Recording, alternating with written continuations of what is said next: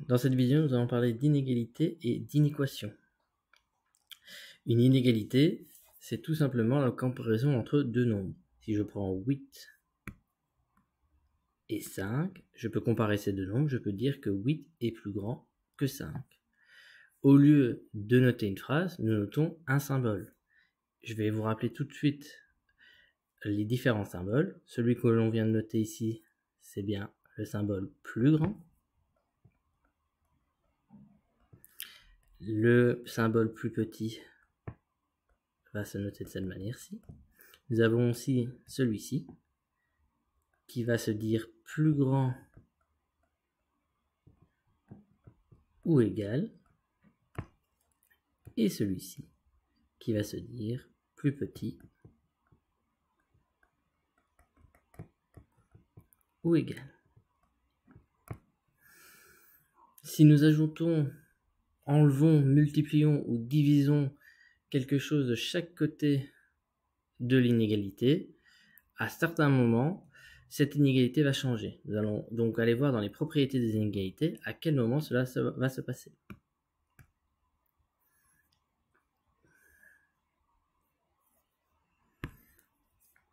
Ici, vous voyez que je fais une balance pour pouvoir comparer deux nombres. J'ai mis 10 et moins 6. En toute logique, 10 est bien plus grand que moins 6.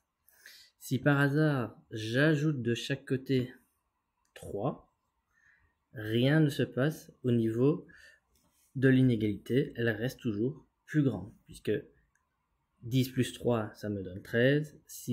Moins 6 plus 3 me donne moins 3. L'inégalité est toujours la même.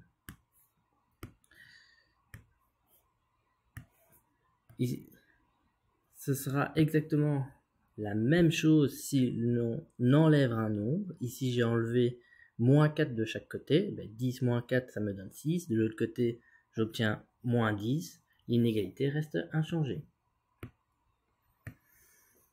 Si je multiplie par 2 le 10 et le moins 6, nous aurons de nouveau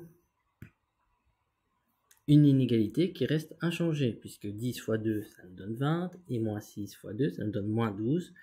20 reste toujours le plus grand.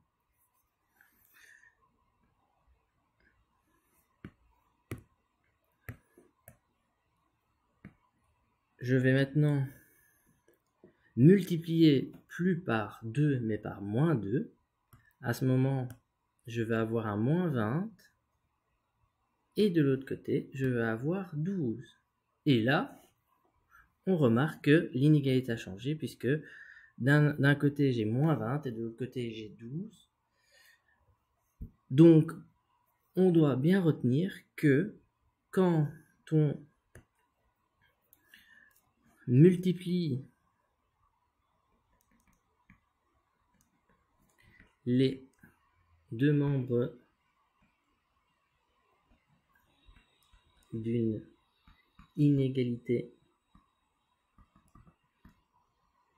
par un nombre négatif,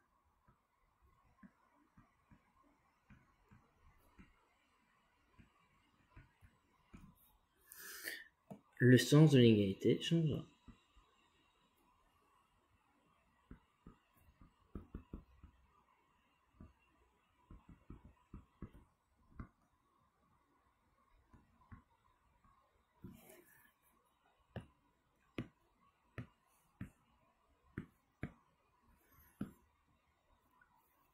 Maintenant, nous allons diviser. Donc, je vais de nouveau diviser cette fois-ci par 2. Donc, le 10 divisé par 2 va donner 5. Et le 6 divisé par 2 va donner moins 3. La division par 2 ne provoque aucun changement au niveau de l'inégalité. Et il nous reste un cas. Cette fois-ci, nous allons diviser par un nombre négatif. Je reprends le moins 2. Je vais diviser 10 par moins 2. J'obtiens moins 5. Et je vais diviser moins 6 par moins 2 et j'obtiens 3. Cette fois-ci encore, l'inégalité va changer. Nous allons donc, en plus de rajouter le multiplier, il y aura aussi pour la division si l'on divise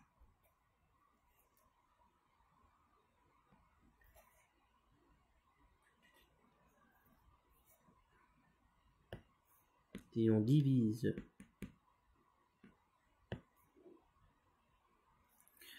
deux membres d'une égalité par un nombre négatif, le sens de l'égalité changera. Donc, si l'on divise ou multiplie les deux membres d'une égalité par un nombre négatif, le sens d'une égalité va changer et ça aura une importance capitale quand nous verrons les inéquations. Je reviens donc ici sur ma feuille en parlant maintenant des notations et la représentation d'un ensemble de solutions. Si je vous dis que je veux que tous mes nombres soient plus grands que 3, je vais le noter comme ceci, x doit être plus grand que 3, je peux le représenter sur une droite graduée et je peux également le noter sous forme d'un intervalle. Alors pour la représentation sur la droite graduée, nous allons prendre un point rouge, je vous explique juste après pourquoi. Je vais donc le placer ici, j'ai donc mon 0, j'ai donc mon 3, et dans ma condition, on me demande que tous les nombres soient plus grands que 3. Plus grand que 3, ça veut dire 4, 5, 6, 7, 8, donc tous les nombres qui sont après 3. Pour faire ceci, je vais venir ici colorier en vert à droite du 3 ma droite graduée. Maintenant, je vous explique pourquoi le point rouge. Le point rouge, tout simplement, puisque ici on vous demande que ça soit plus grand que 3 et pas plus grand ou égal à 3. Si vous vous rappelez les symboles que je vous ai rappelés tout à l'heure, on ne doit pas prendre le 3, ce sera toutes les valeurs qui se trouvent juste après 3. Voilà pourquoi je mets un point rouge. Au niveau de la représentation, sous forme d'un intervalle, il faut toujours regarder la droite graduée de gauche à droite. Quel est le premier élément que l'on rencontre sur notre droite graduée? C'est bien le 3. Donc je vais mettre mon 3, un point virgule, et de l'autre côté, et par la suite, on continue sur la droite graduée jusqu'à l'infini. Donc je vais rajouter un plus l'infini. Est-ce que le 3 est un point qui nous intéresse? Non. Donc on va mettre un crochet extérieur de cette manière. Et par défaut, pour les infinis, il faut aussi mettre un crochet extérieur. Je prends le même exemple, mais cette fois-ci, je vais faire plus grand ou égal à 3. Donc j'ai toujours mon 0. Je place le 3, mais cette fois-ci, le point que je vais venir placer, je vais devoir le mettre en vert. Et je vais pouvoir prendre tous les éléments qui se trouvent sur sa droite, puisque ce sera toujours plus grand ou égal à 3. Au niveau de la notation de l'intervalle, rien ne change, à part le crochet qui va être vers le 3, puisque le 3 va être compris dans ma solution. Ce sera exactement la même chose si l'on parle d'un élément plus petit.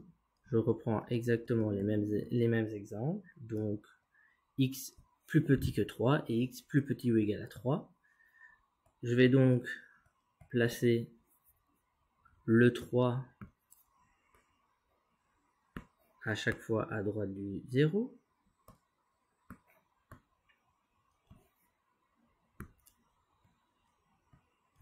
Mais cette fois-ci, on veut tous les éléments qui se trouvent avant 3. Donc, je vais devoir colorier tout ce qui se situe à gauche du 3, comme ceci. Pour écrire ceci sous forme d'intervalle, on repense que l'on doit reprendre les éléments de gauche à droite sur ma droite graduée. Ici, à gauche, la première chose que je vais toucher, c'est ce que j'ai surligné. Donc ça veut dire que je viens de moins l'infini. Comme je l'ai dit tout à l'heure, le crochet par défaut est extérieur. Ici, mon point est rouge, donc je note mon 3 et un crochet vers l'extérieur. Ici, je commence également vers moins l'infini et je continue jusqu'à 3 avec un crochet intérieur car je le prends. Ces notations vont être très importantes pour nous quand on va utiliser l'inéquation. Alors, qu'est-ce qu'une inéquation? C'est une inégalité. Donc ici, je vais mettre le symbole plus grand par exemple, où l'on va rencontrer des inconnus, une ou plusieurs, avec des exposants ou non. Dans notre cas, cette année, ce sera une inéquation du premier degré à une inconnue, donc nous n'aurons que des x dans notre inéquation. Imaginons celle-ci, 2x plus 7 est plus grand que 3x moins 3. Cette inéquation, quand je vais la résoudre, je vais obtenir à ce moment-ci x qui est plus petit que moins 4.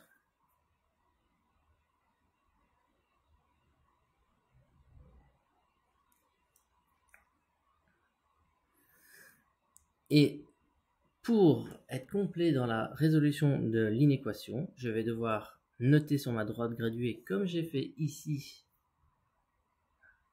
la solution. Et ensuite, je vais aussi devoir mettre une solution sous forme d'intervalle, comme j'ai fait ici. Pour notre exemple, ça donnera ceci. Et voilà pour la découverte sur les inégalités et les inéquations.